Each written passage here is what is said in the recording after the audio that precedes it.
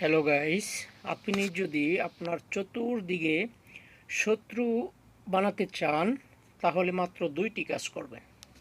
এর মধ্যে কারো ক্ষতি করার কোনো প্রয়োজন নাই।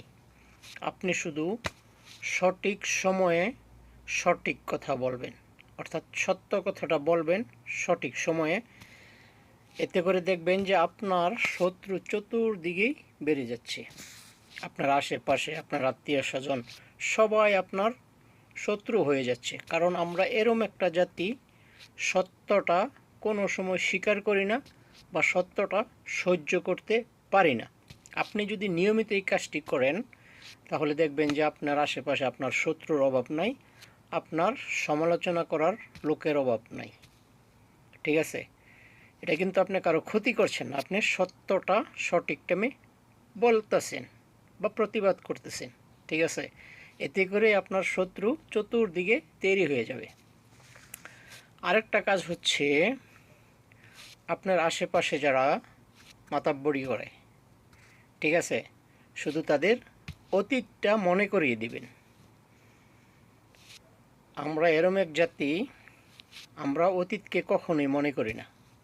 ঠিক আছে?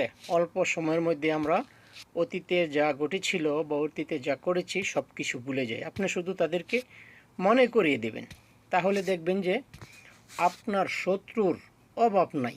চতুর্দিকে আপনার শত্রু, আপনার সমালোচনা হচ্ছে, আপনাকে নিয়ে দিনরাত গবেষণা হচ্ছে। এই দুইটি কাজ মাত্র। ঠিক আছে? কারো ক্ষতি করতে হবে না, কারো উপকারও করতে হবে না। আপনি শুধু সঠিক সময় সঠিক কথা, সত্য কথাটা বলবেন। এতে করে আপনার প্রচুর শত্রু তৈরি হবে।